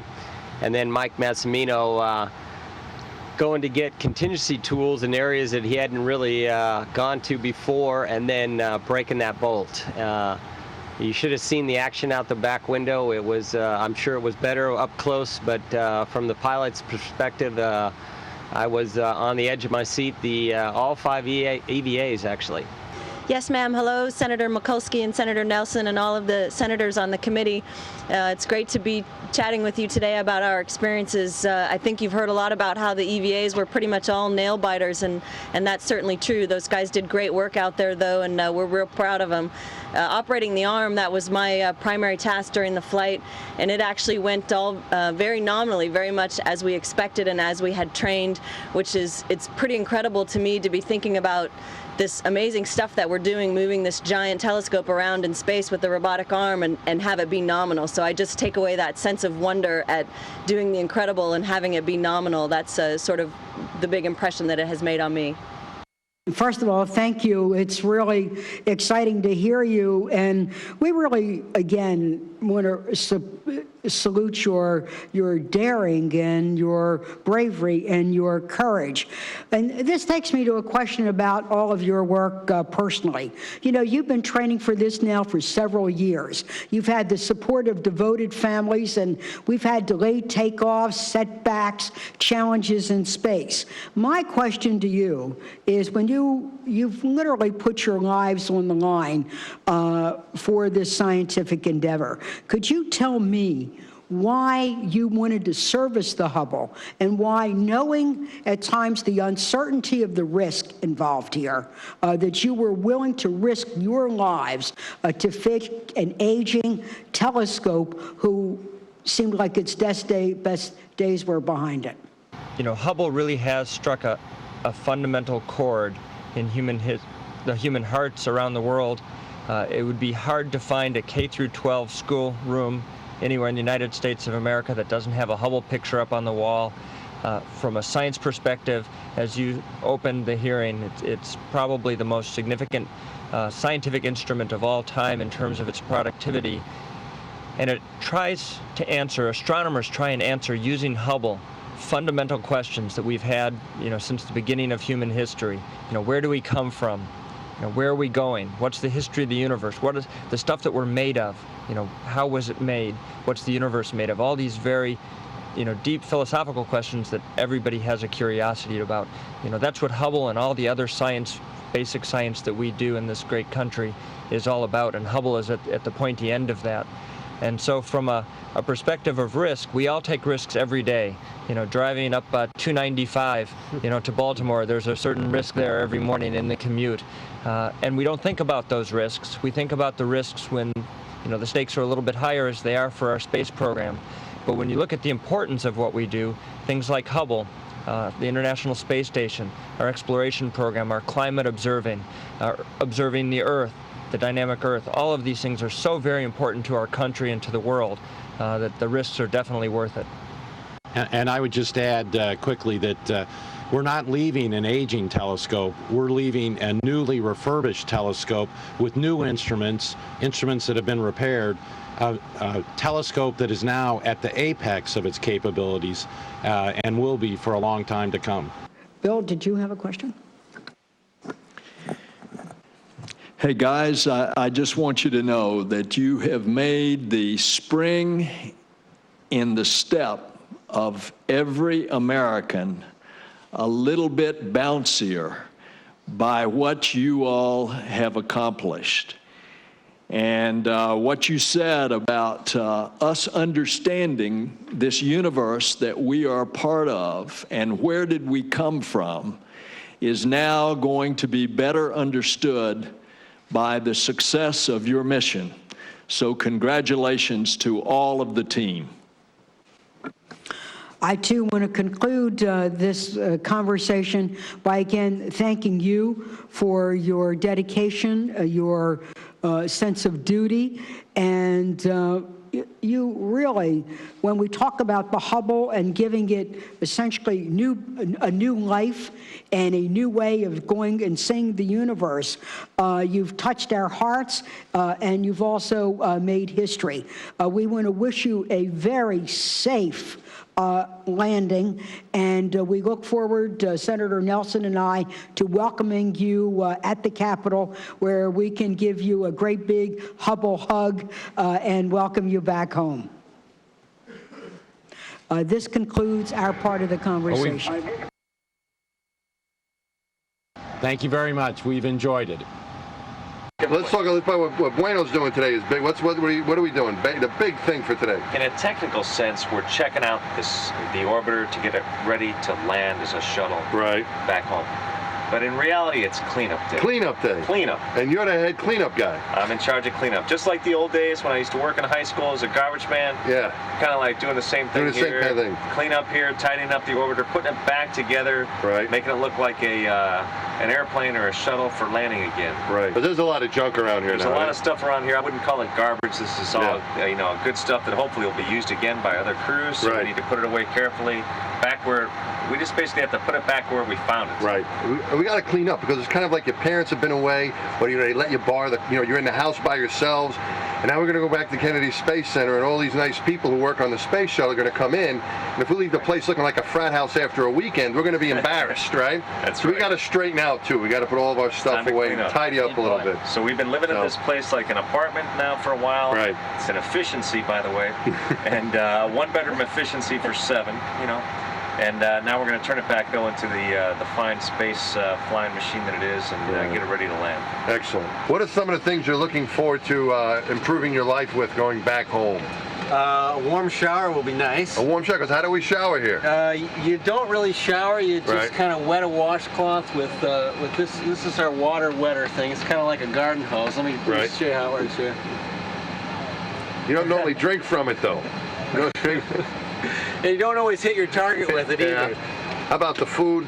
The food's pretty good, but it's kind of repetitive. We have menus that repeat themselves every couple of days, so the variety is cut down a little bit compared to at home. And then the classic question that old school kids ask us is, how do you go to the restroom? How do you do that? Are you going to miss carefully? Carefully. Very carefully. Right. You have to be really careful here. You do. No cavalier attitude going in. Right. It is a serious business. Yeah. Sometimes it goes really well. Sometimes there's some challenges. So we're probably not going to be missing that. No. Right. We won't miss that either. No. Okay, John, we got a very interesting question from my friend David Newman, who's a professor up at MIT, and a bunch of her students asked about what is it like to spin things about different axes, and maybe you can relate that to what makes spin things in space amongst different axes. What makes Hubble so? One of the things that makes Hubble so great. Well, one of the things that makes Hubble such a great telescope is what you did on this mission with Mike Good, is you replaced the rate sensor units. And these are little gyros inside of Hubble that spin at about 70,000 RPM.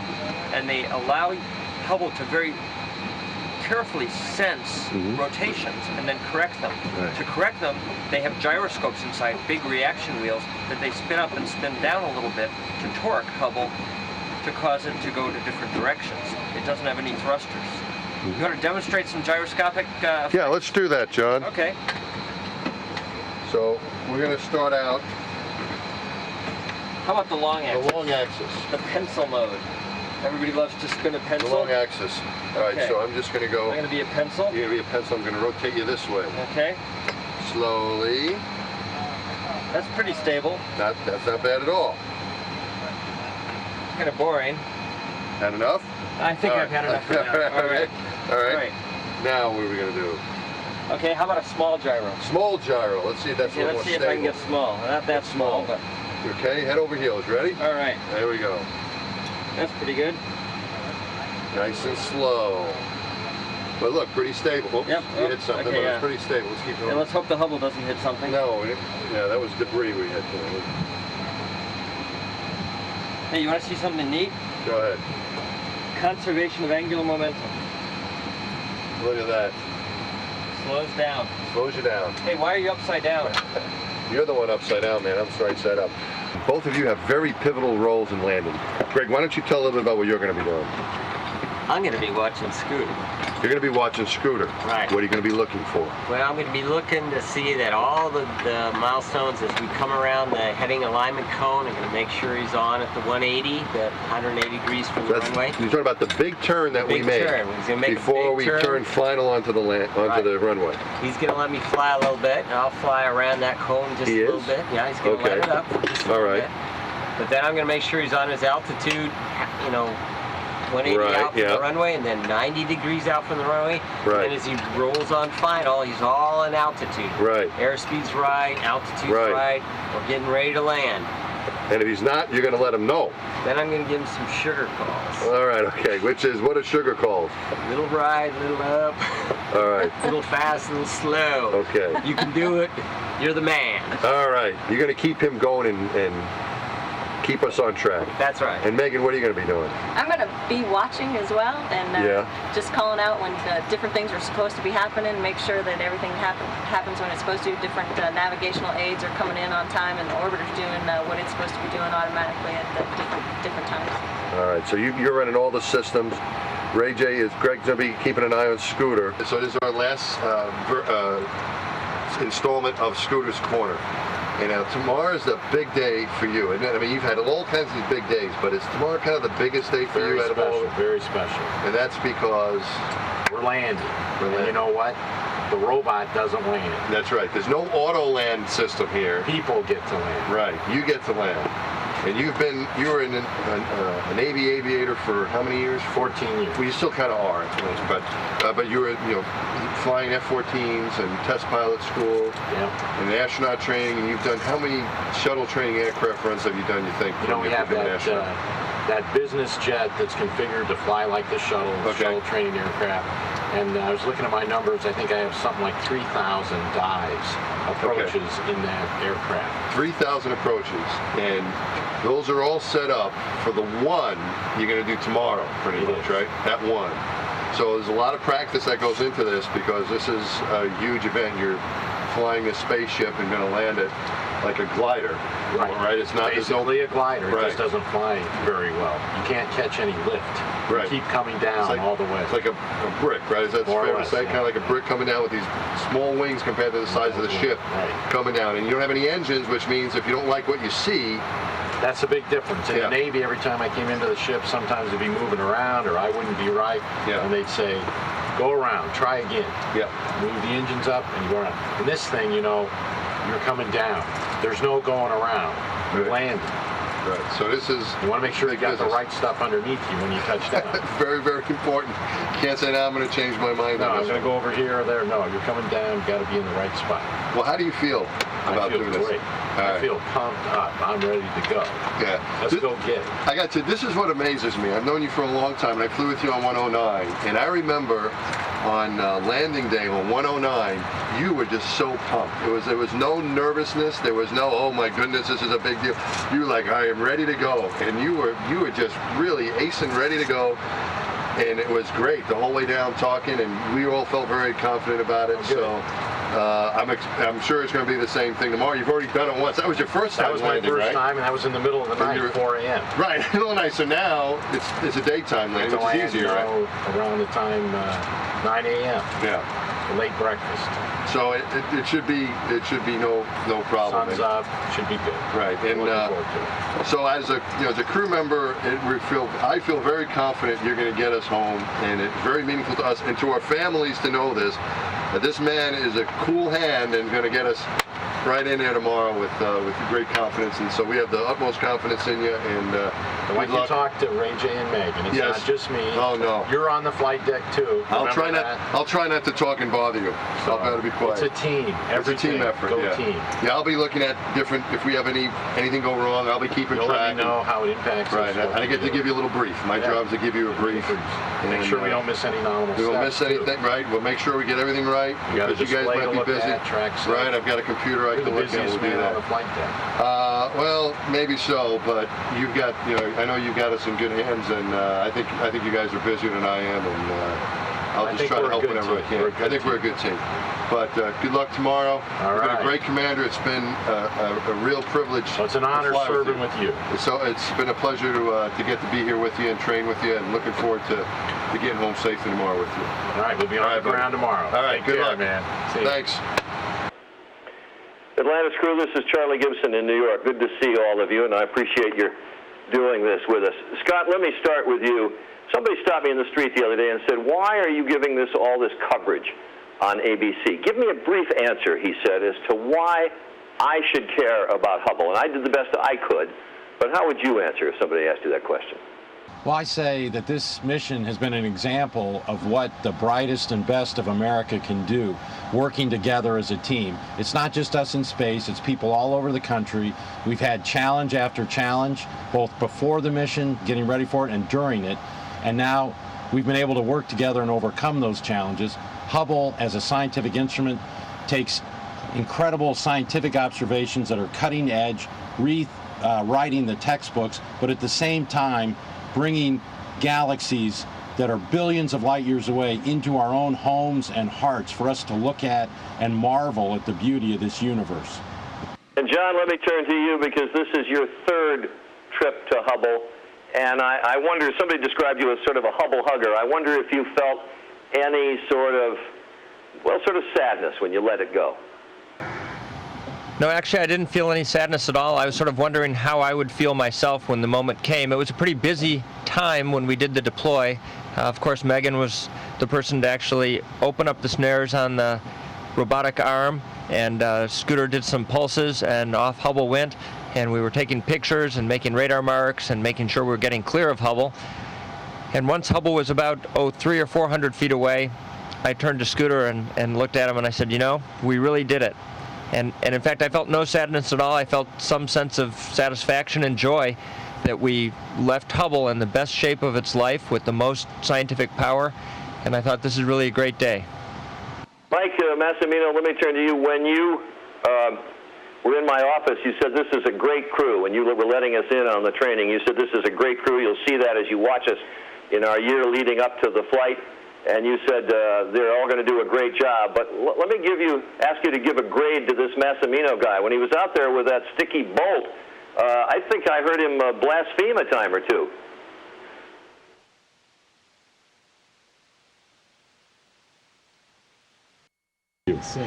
No, I would say the opposite, Charlie. It's good to talk with you. I was praying. I was really praying hard out there with that sticky bolt. And you said what a great crew we had, and we do have a great crew. And when I remember coming back to toward the airlock to fetch some tools, because we couldn't get that bolt to go, and I was feeling pretty sad about what was happening and concerned if we were going to be able to do the repair. I remember looking up in the window. It was dark. I couldn't see anything really because it was dark out, just my helmet lights. I looked up in the window of the shuttle and I saw my buddy Drew Feustel, and we had been working for years together, him inside, me outside, to get that repair done. And he was just giving me thumbs up and smiles and telling me, no one could hear, but I could read his lips, we're going to be okay, we're going to get it done. And sure enough, with his ingenuity and everyone else's, we're able to do it. So this is a great crew, and it's a great team on the ground that made the mission successful. Good evening, Fox News. We have you loud and clear aboard the Space Shuttle Atlantis. Commander, you were a ways away from the International Space Station. Had something gone wrong, really no place to hide for you. Did that weigh on your mind at all? Well, it was part of our plan to balance the risk, that we would bring enough supplies that if anything happened and we needed a rescue mission, we would stay here on board the Shuttle Atlantis and wait for someone to come up from Kennedy Space Center to basically rendezvous with us, and then we would transfer across to that vehicle in spacesuits. So that was our plan. It was a contingency. We thought it was remote, but it was nice to know that we had an option if the worst happened. This is Martha McCallum. We have questions from some kids, and I want to get right to those. Let's go to this one first. This is from Mallory Voucher. Listen to this. Does it feel different from when you go from Earth's atmosphere to outer space? Mallory, it does feel different, and the coolest thing is floating around. We don't have to walk at all. We can just float wherever we want to go, and we just use a little push-off to get where we need to go. And another really cool thing about being in space is that my hair just kind of floats around, which is pretty fun, but I have to be careful not to get it in everybody's face. There's no volumizer on Earth that does that kind of work, Megan. Good for you. Let's go ahead. Yeah, the next question comes to us from Lane Goddard. Let's play it.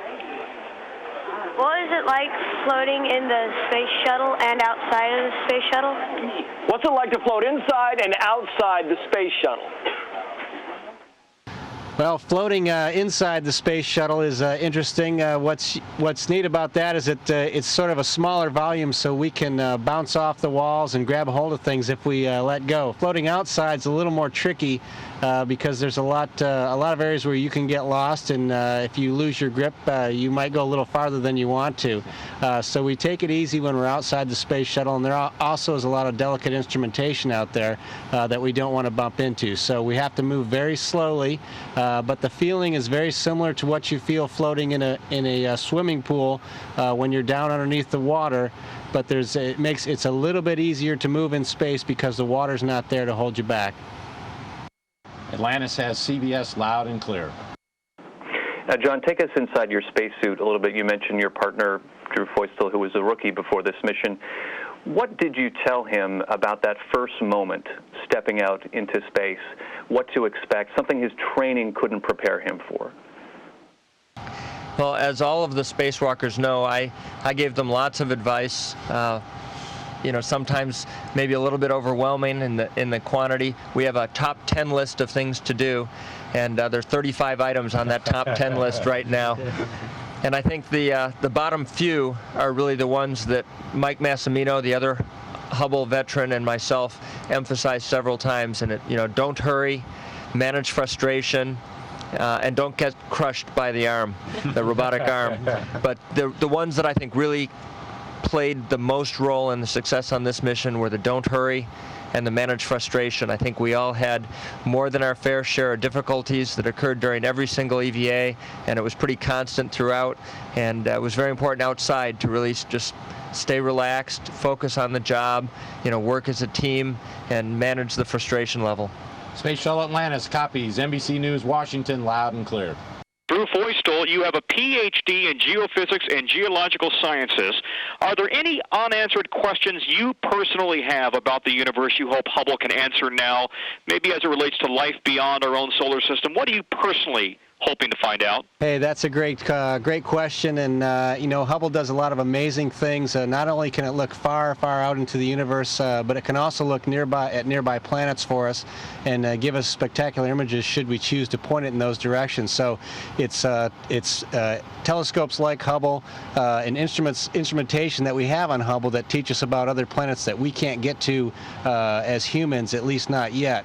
So hopefully what Hubble will do is show us some more of those secrets, raise some more questions for us, and help us strive to get to those places with manned exploration, moving on to the moon and eventually on to Mars. What's the biggest difference at 350 miles orbit versus 220 miles? Well, it is amazing how much more of the planet you can see at one time from 350 miles up. We only fly as far north as basically Houston, but I was looking at Chicago and Illinois, my home state, the other day from orbit, which normally at the lower altitudes you can't see all at one time. It's an incredible planet, so beautiful to look at. It's too bad we had to work so hard I didn't get to look out the windows as much as I would have liked. Greg, tell us about the patch you're carrying with you on this mission from the Museum of Flight and what it means to you and the folks back home in Seattle. Well, that's a great question. We have a few Seattle astronauts, Steve Hawley, myself, and others, and I talked to Bonnie Dunbar, who's the CEO of the Museum of Flight up there in Seattle, and she asked me if I would fly a patch, and I said absolutely. So I've got a patch of the Seattle Flight Museum, and of course in the Boeing field area, and proud to fly that on my flight. So it's that's where you learned to fly, right? It's where I learned to fly, and I used to fly seaplanes up there, and then flew Navy A6s at Whidbey Island, Washington. So it's kind of my hometown, and I really wanted to support the Museum of Flight. Megan, you have a doctorate in oceanography. You've dedicated your life to understanding the oceans and the seas, and at 350 miles up on your first mission, what are your, I'm sure you've had deep thoughts about the oceans below you. What are your thoughts and what are your observations as somebody who cares so much about this planet? It's a beautiful view up here, as Scott was telling you. It's just breathtaking to be able to look out at the world and see the oceans, and really so much of our planet is covered by oceans that it's a good reminder, you know, that we have so much right at home on our own planet to explore, and that exploration is ongoing, you know, at my own university, the Scripps Institution of Oceanography, and that's really, you know, where a flavor of exploration sort of took hold, and I'm, you know, really grateful to have the opportunity to be up here in a different mode of exploration, helping to carry on the exploration of our universe. We have you loud and clear, CNN. Commander, thanks for your time. We really appreciate it, and we're in awe of what you've accomplished. Scott Altman and the crew are ready to take some questions. Let's go with a 7th grade class in California. They're up first. Hi, I'm Emily. As 7th graders, we're deciding what we want to do for the rest of our lives. How old were you when you decided to go up into space, and what inspired you to do so? Hi, Emily. This is Mike Good. This is my first flight. I started thinking about flying in space probably when I was back about 7 years old. It was 1969, and I was watching the first men to land on the moon. And it was just amazing to sit and watch that in my living room on my black and white TV.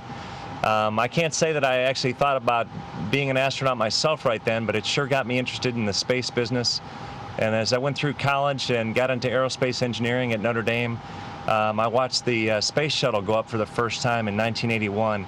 And it was then that I really knew that I wanted to be a part of that business, whether it was designing and building airplanes and rockets. Again, I never really thought I'd be an astronaut myself, but I just kept working at it and persevere and dream big. And that's how I made it. I've been hearing so much about how the astronauts and NASA are worried about the debris hitting the shuttle Atlantis, the satellite, or the astronauts themselves. Shouldn't everything be orbiting at the same speed, making any impact of debris impossible? Well, I wish that were true. Actually, things are orbiting at all different speeds and in all different angles. We're in one orbit, but an object orbiting in a different inclination could impact with us, and it doesn't take very much mass because the velocities are so huge up here for that to hurt the shuttle, penetrate the tiles, and cause us damage, which is why we're trying to manage that. At this altitude, there's more debris. At the lower altitudes, where station is and lower, there's more atmosphere that clears out some of the debris. In the face of continued economic turmoil, why should the American taxpayer continue to fund the space program? Well, first of all, we live in the great country of the United States of America, and the space program is one of those things that great countries do, exploration, pushing the limits of what we understand and what we can do. The space program specifically, though, brings us technologies. While we're trying to do difficult things, we invent new things. The Hubble Space Telescope in particular, the technology that was used in some of the optics and the instruments that are on board have brought us new techniques for building semiconductors that are used out in Silicon Valley to make better circuits and have made us competitive as a nation in high technology.